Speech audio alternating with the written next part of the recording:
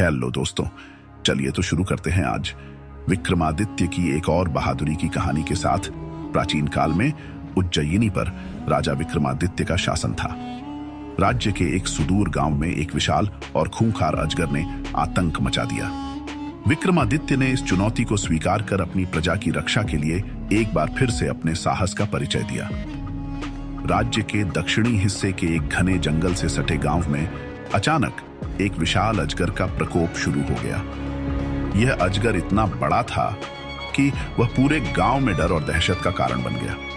अजगर अक्सर जंगल से बाहर निकलकर गांव के मवेशियों को निगल जाता और कभी-कभी इंसानों पर भी हमला कर देता। गांव वाले रात दिन भय के साए में जी रहे थे। उन्होंने अपने घरों से बाहर निकलना बंद कर दिया और खेती बाड़ी छोड़ दी। गांव का मुखिया और कुछ ग्रामीण उज्जयिनी के दरबार पहुंचे और राजा विक्रमादित्य से मदद की गुहार लगाई। मुखिया ने कहा, महाराज, हमारे गांव पर एक विशाल अजगर ने कब्जा कर लिया है।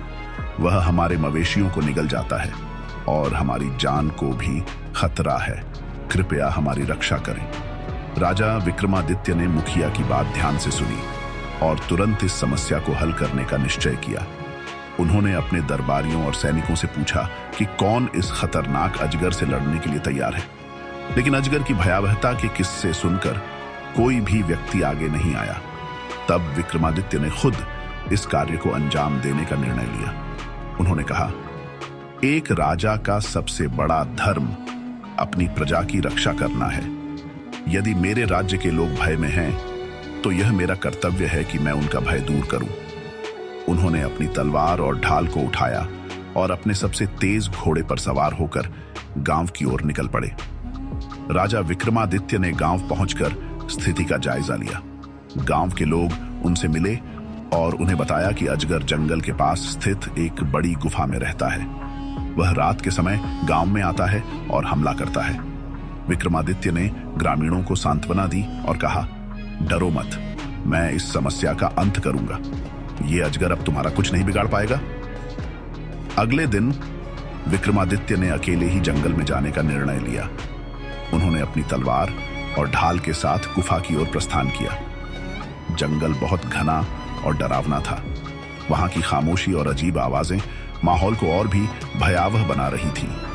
जैसे ही वह गुफा के पास पहुंचे, उन्होंने देखा कि वहां चारों ओर हड्डियां बिखरी हुई थीं। गुफा से एक डरावनी फुफकार की आवाज आ रही थी। यह स्पष्ट था कि अजगर अंदर ही है।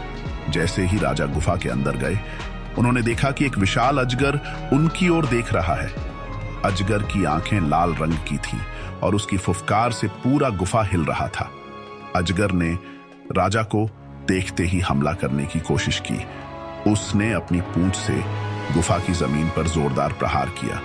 विक्रमादित्य ने तुरंत अपनी ढाल उठाई और अजगर के हमले को रोका। अजगर ने अपना विशाल मुंह खोला और विक्रमादित्य को निगलने की कोशिश की, लेकिन राजा ने अपनी तलवार से तेज वार किया, जिससे अजगर के शरीर पर गहरी चोट लगी। अजगर ने अपनी पूंछ से राजा पर हमला किया, लेकिन विक्रमादित्य ने तेजी से पीछे हटकर खुद को बचा लिया। उन्होंने अपनी तलवार से अजगर की पूंछ पर वार किया, जिससे वह घायल हो गया। अजगर ने जोर से फुफकार कर विक्रमादित्य पर झपट्टा मारा, लेकिन राजा ने अपनी तलवार से उसकी गर्दन पर प्रहार किया। यह वार इतना तेज था कि अजगर गुस्से और दर्द से तड़पने लगा।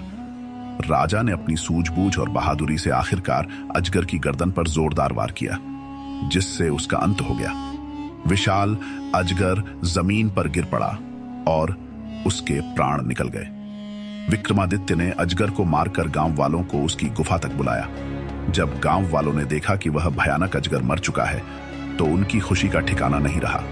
ग्रामीणों ने राजा विक्रमादित्य का धन्यवाद किया और उनका जयकारा लगाया। उन्होंने कहा, महाराज, आपने हमारी जान बचाई। आपके साहस और कर्तव्य निष्ठा को हम कभी नहीं भूल सकते। विक्रमादित्य ने मुस्कुराते हुए कहा, यह मेरा कर्तव्य था।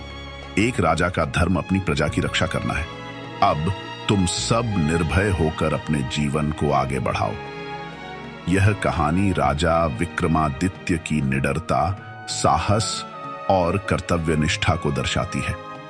यदि आपको कहानी पसंद आई हो तो चैनल को सब्सक्राइब करें दोस्तों।